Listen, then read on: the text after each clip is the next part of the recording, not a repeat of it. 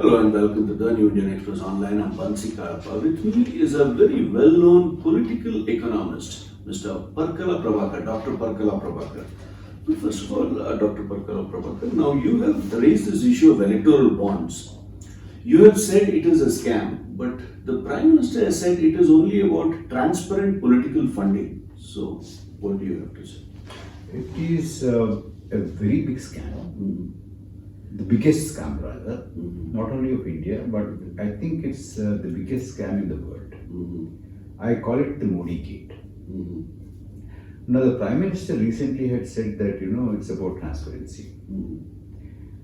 I don't know how he can say that, because if it is about transparency, why is it that the government had made its highest law officer to tell the Supreme Court that the people of India have absolutely no right in knowing who is funding their political parties? One. Second thing is that why is it for the last 6 years, because the scheme has come out in 18 and since then it's been challenged in the Supreme Court. Many petitions were. Why is it since 2018 the government has been avoiding a hearing on this? On one pretext or the other, it is asking for postponements, and of course, the Supreme Court has obliged those days. The second point. The third one is, why is it that the government has spared no effort in preventing the State Bank of India from divulging the details? And even after the Supreme Court had refused the many requests of the State Bank of India, even just a few hours before the deadline, Supreme Court, if you remember, it has gone back to, State Bank of India has gone back to Supreme Court and asking for time till June 30th, till after the elections are over. But the Supreme Court has not obliged that. And even after that, the government made FICCI, ASSOCHAM, and the other different trade associations appeal to Supreme Court that the confidentiality has to be protected. Why? If it is about transparency, why did the government make so much of an effort to prevent these details from coming out? The reason is that, once the details have come out, people like you, civil society, conscious citizens, researchers, have put one and one together and told us that, there was a raid and there was a payoff. And there was a contract awarded and there was a payoff. Now, the reason why I call this the biggest scam in the world is not just about the money that was exchanged. It is, what was behind that money. For instance, a huge contract involving thousands of crores was given for an exchange of some money. Wow. The second thing is, ED raids and income tax raids, they were stopped. Had they been pursued, hundreds and thousands of crores would have been unearthed.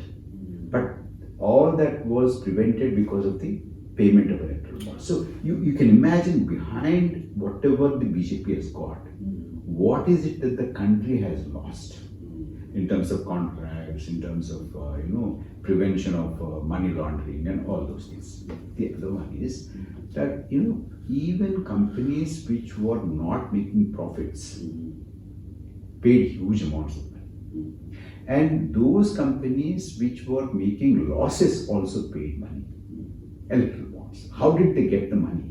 So, which means there was a lot of money laundering also within the electoral bond scheme.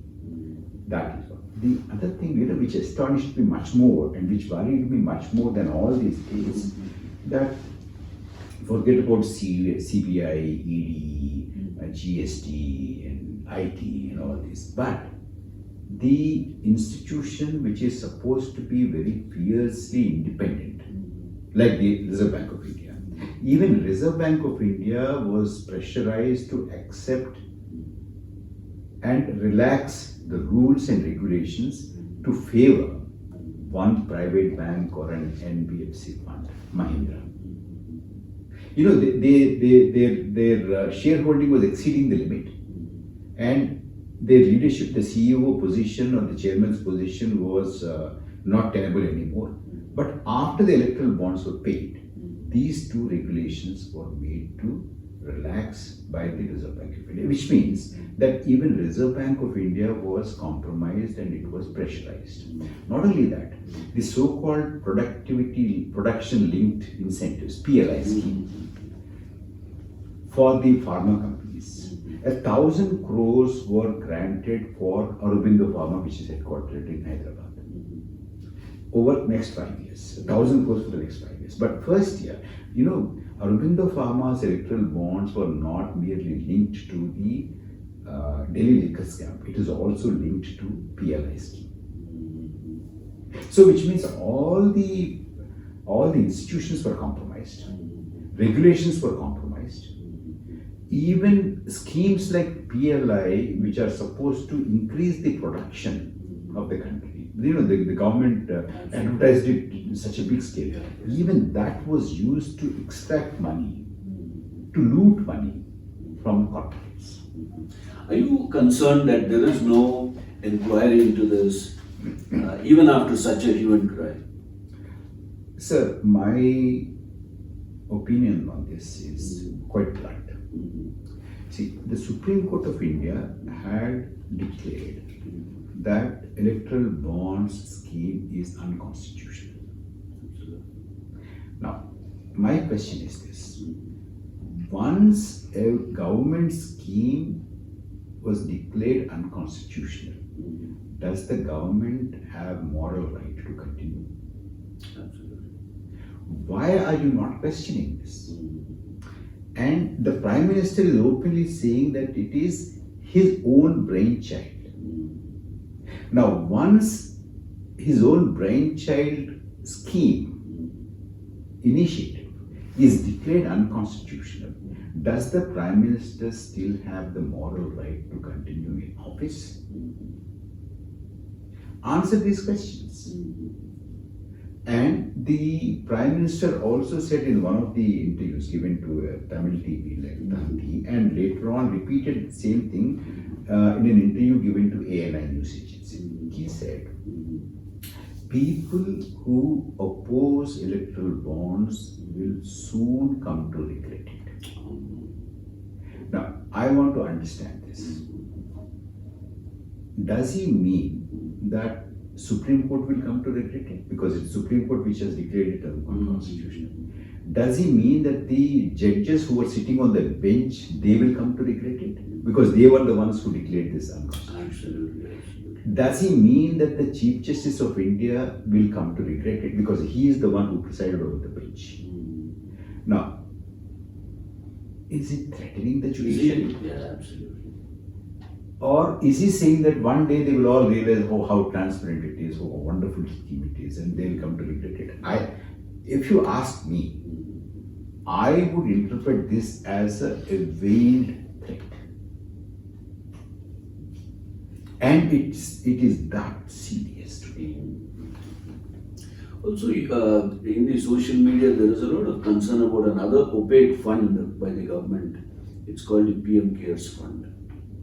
So the quantum of the PM Cares Fund, there's no clarity on that. So would you like to say something on that? Is that a scam as well? I think it is a scam which is waiting to be revealed, which is waiting to be come into the public domain. My feeling is probably that can prove to be a much bigger scam than the electoral bond scheme.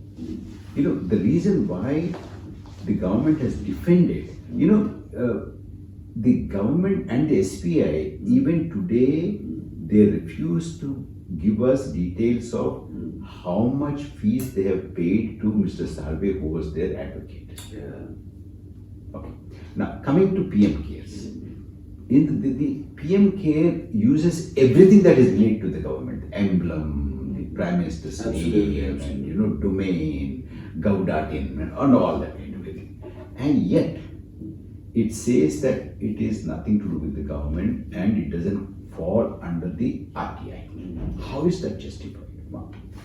And remember, all the government employees were made to donate 1 day of their salary to this fund. And most of the public sector undertakings were asked to give money from their social responsibility, corporate social responsibility, CSR funds to this. And many entities, businesses, and even businesses which have foreign ownership, they all made to give. Now, the point is, the government is not telling us where is it getting the money from, what is it spending on, how much the government has collected, how much has the government spent, on what, when. Nothing is known to the public. Now, can this happen in a democratic country?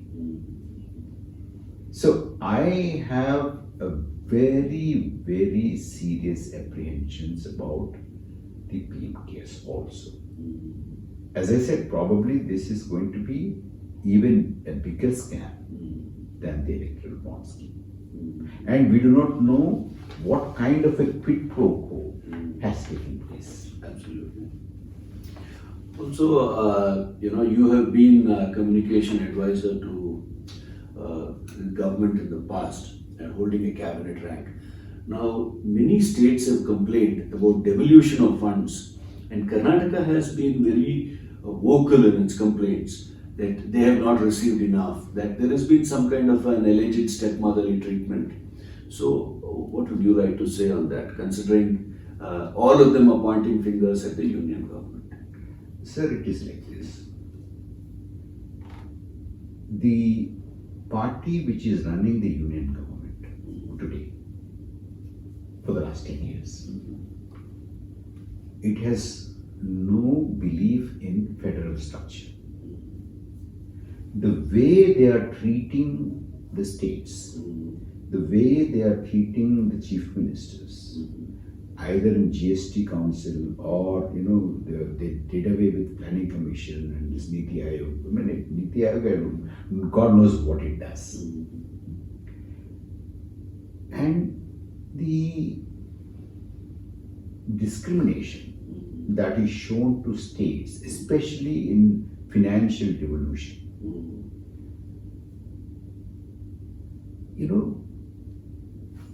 Karnataka, Tamil Nadu, Kerala, they have been very vocal.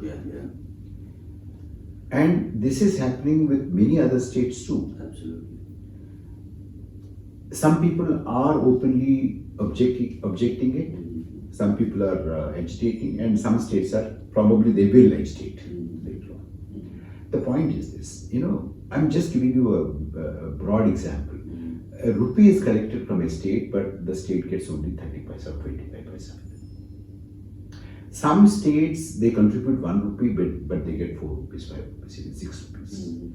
And this is being used by the BJP for its political purposes by saying that you elect our party in your state also, then it will be double engine sarkar and you will get money. So they are trying to use what is constitutionally the right of the states, the funding, in order to gain political advantage. This is the second thing is that the government of India and the speech of somebody who worked a senior in a very senior position in the Prime Minister's office and also later in Niti Aayog, Mr. Subramaniam, his speech in a seminar was recorded and it leaked. I don't know if it has come to your notice. And nobody in India was prepared to publish that. Therefore, it had to be published by Al Jazeera. And in that speech he said, when the 14th Finance Commission has submitted its report recommending, the hike in the state share from 32% to 42%, Prime Minister Modi at that time resisted that it should not be hiked.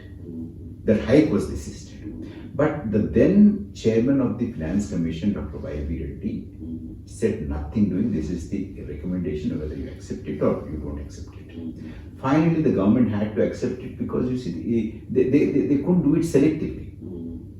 Which means that the Prime Minister is not in favor of enhancing the state's share from 32% to 42%. One. The other thing, but once the Finance Commission gives a recommendation and it is accepted by the Union government, they'll have to implement it. But you see, they have found a way to go around that. What this government has been doing is they are collecting a lot of money by way of cesses and surcharges. Cesses and surcharges are a special category that do not form part of the divisible pool of taxation. Therefore, the Finance Commission formula applies to the divisible pool of resources. So you can use the cesses and surcharge money in order to reward or punish the states. Now that was to the extent of almost about 40 lakh crores. This 40 lakh crores is being used to penalize the states which are not doing their line or reward the states which are doing their line. So this is how they are suffocating states. Even in GST Council also, the states have absolutely no say. This is the kind of federal fiscal relations that this government is following, and this is very, very detrimental and dangerous to the states. My final question to you. You have also, in many of your places in your book, spoken of crony capitalism. So, what exactly is crony capitalism? Why is it a deterrent to the growth of our country? And how do we, as a general public, how do we end up losing when crony capitalism comes to play? See, this government, its economic policy can be summarized in one sentence. Give 5 kilos of food grains to poor people and give 5 airports to your friend. That is crony capitalism. So, you can tell the poor people that I'm looking after your welfare. Absolutely. But actually, the entire national wealth is looted and given to your crony friends. Closer home to me is the Visakhapatnam Steel Plant. Yeah. It's a huge asset. Now, that is now sought to be privatized and sold very cheaply to some of the close people in to the government. It has happened. Many public sector undertakings and airports and ports were now being occupied or taken over, even a hostile bids, by people who are close to the ruling party and the Prime Minister especially. This is the crony. The other aspect is, 10 years ago we had just about 125 billionaires. Today there are over 170 billionaires. Now there is a very sharp increase in inequality. The latest World Inequality Lab report tells us that 1% of our population corners 22% of our income, of the national income. And 1% of the population owns 40% of the national assets. You can imagine the kind of inequality that has come about. The other one is household savings today is at the historical low of 5%. And household debt is at a historical high of 40%. Now, the government is compelled to give free ration to 82 crore people. What does it mean? It means that those people have no jobs, they have no profit or incomes from their small businesses. They have not been able to make their ends meet in their agriculture.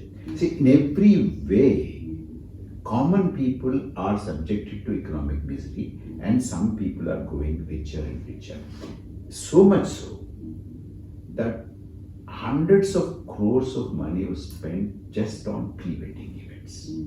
And the entire government machinery, civil aviation ministry, even Indian Air Force came down to the town to manage the arrivals and departures of flights. Now, if this is not cronyism, what is cronyism? The entire government is at the service of a pre-wedding event, including the Air Force. You can imagine what the country is heading towards. Now, what is the duty? You asked that also. The duty is to save our economy, save our constitution, save the core values of our republic like pluralism, diversity, democracy, tolerance, and secularism. This is the duty. Do you think all that is under threat now?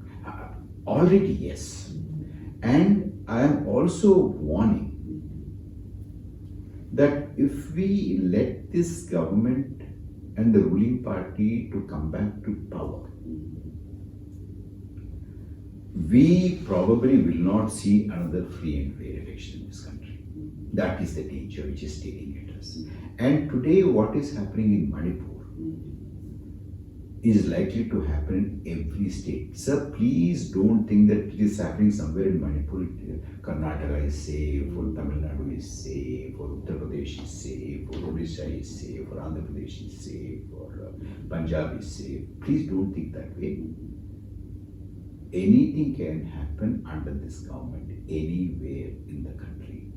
And one last thing I would like to caution is, these days you hear some dog visits like,